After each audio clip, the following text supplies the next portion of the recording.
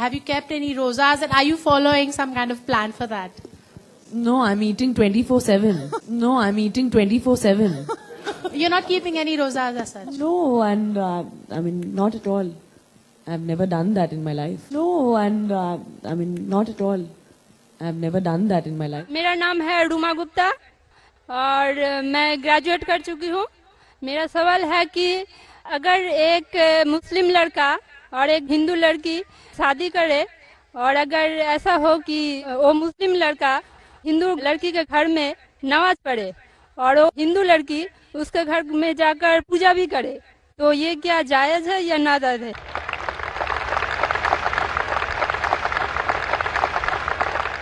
बहन का अच्छा सवाल है कि अगर एक मुसलमान लड़का हिंदू लड़की से शादी करता है तो क्या वो मुसलमान लड़का हिंदू के घर में जाके नमाज पढ़ सकता है और क्या वो लड़की मुसलमान के घर में पूजा कर सकती है? नहीं. सबसे पहले कुछ शराइत है हर चीज के. आप अगर गाड़ी रखेंगे और गाड़ी का एक पहिया रखेंगे, साइकिल का एक पहिया रखेंगे, ट्रैक्टर का, तो गाड़ी चलेगी क्या? नहीं चलेगी. या चारों साइकिल कर दो या चारों ट्रैक्टर कर दो.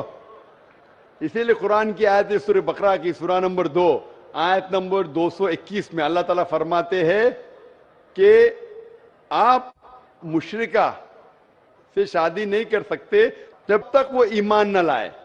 मतलब जो गैर मुस्लिम है और शिर्क कर रही है उससे आप शादी नहीं कर सकते जब तक वो ईमान ना लाए.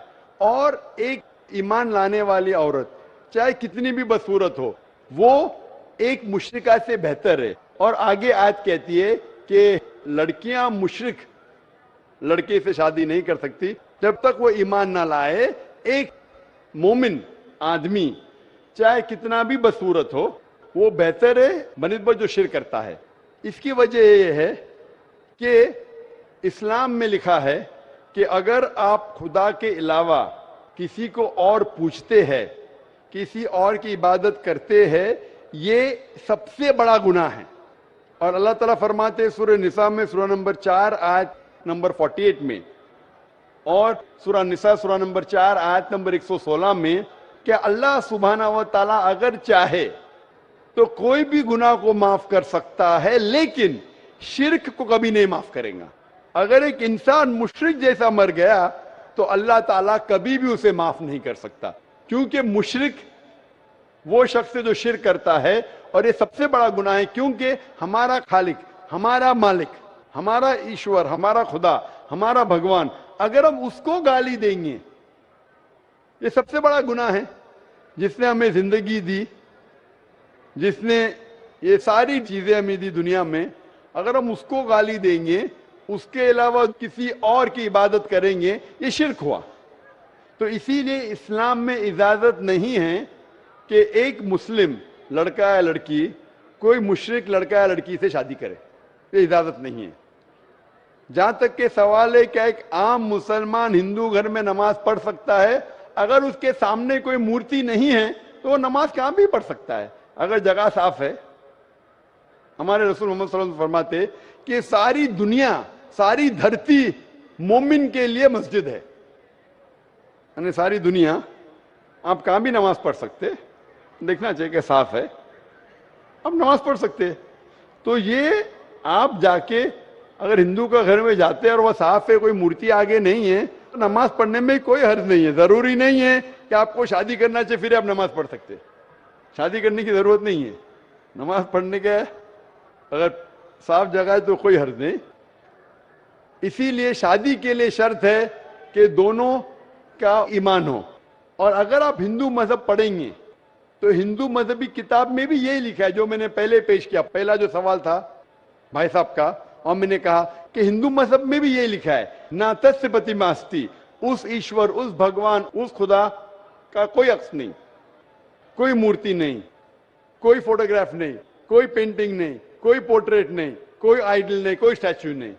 अगर ये मान ले कि कम से कम जो यकसा है हिंदू और इस्लाम के मजहबी किताब में, कम से कम उसके ऊपर अमल करे तो अक्सर हमारे मुश्किलात दूर हो जाएंगी. जो यकसा नहीं है उसको कल डिस्कस कर सकते.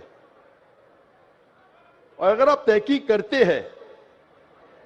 کرتے ہندو مذہب کی کتاب پڑھتے اور اسلام مذہب کی کتاب پڑھتے, دونوں میں لکھا ہے خدا ایک ہے, دونوں میں لکھا ہے خدا کا کوئی عکس نہیں ہے, دونوں میں لکھا ہے کہ خدا کا کوئی بت نہیں ہے, دونوں میں لکھا ہے کہ خدا کے علاوہ کسی اور کی عبادت نہیں کرنا چاہیے, دونوں میں لکھا ہے کہ آخری پیغمبر محمد صلی اللہ علیہ وسلم میں, دونوں میں لکھا ہے کہ شراب نہیں پینا چاہیے. میں حوالے دے سکتا ہوں اور میں تقریر ایک دیا ہوں, similarities between Islam and Hinduism, اسلام اور ہندوازم میں یکسانیت.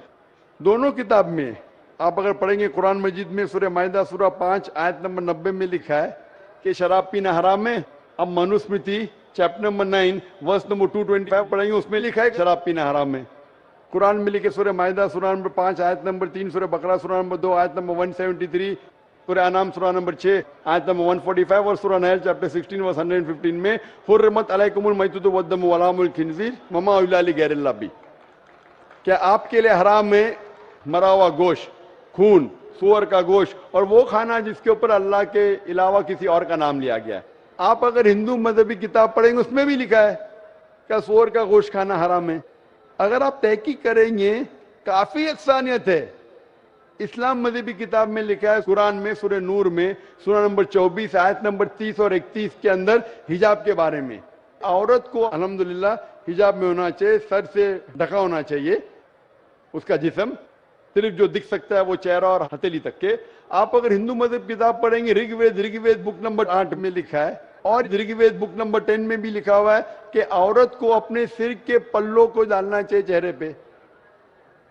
رگ وید میں بھی لکھا ہے کہ جب مرد کو دیکھے تو نظر نیچے کرنا چاہیے. یہ قرآن مجید میں لکھا ہے سورہ نور سورہ نمبر 24 آیت نمبر 30 اور 31 کہ جب بھی کوئی خاتون مرد کو دیکھتی ہے ایک خدا کو مانو, محمد صلی اللہ علیہ وسلم کو مانو. اگر Sorry to interrupt you, but I would like to say that I do not believe in idol worship. I believe in one supreme power, that is like you call it Allah, I call it Bhagwan.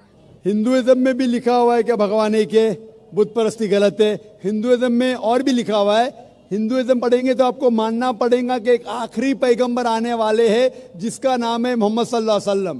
تو اگر آپ سچے انسان ہیں تو ایشور کے علاوہ, ایک خدا کے علاوہ آپ کو آخری پیغمبر میں بھی ماننا پڑے گا, اور آخری پیغمبر کو جو کتاب نازل کی اس کو بھی ماننا پڑے گا.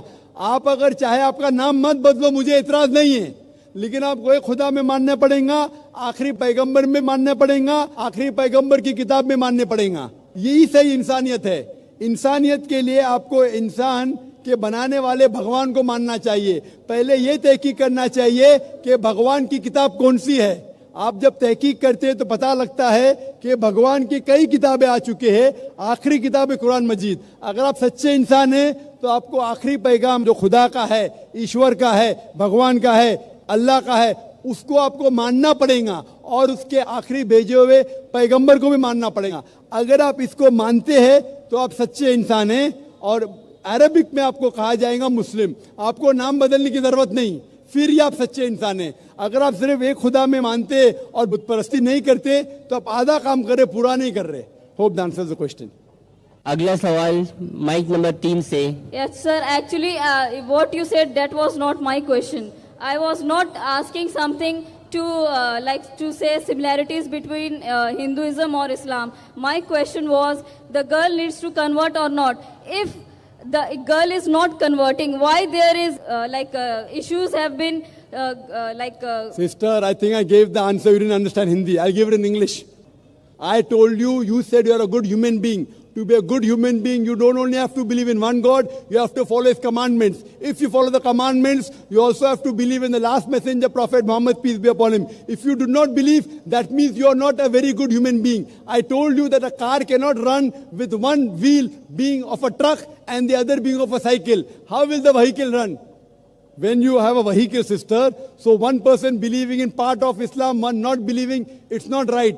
I gave you a reply that it is wrong for a person to marry such a thing.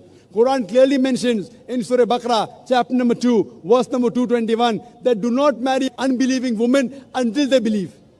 So one thing is, besides not doing idol worship, that is one small part of humanity, sister. you also have to believe in the last and final messenger, Prophet Muhammad, peace be upon him. If you do not believe, that means you are not a complete good human being, and you cannot marry a person who believes in Prophet Muhammad, peace be upon him. This is the issue, because that person who's a Muslim, he agrees with the teaching of Prophet Muhammad, peace be upon him. He'll say, do hijab. You say, I don't want to do. What will you do? There'll be a fight.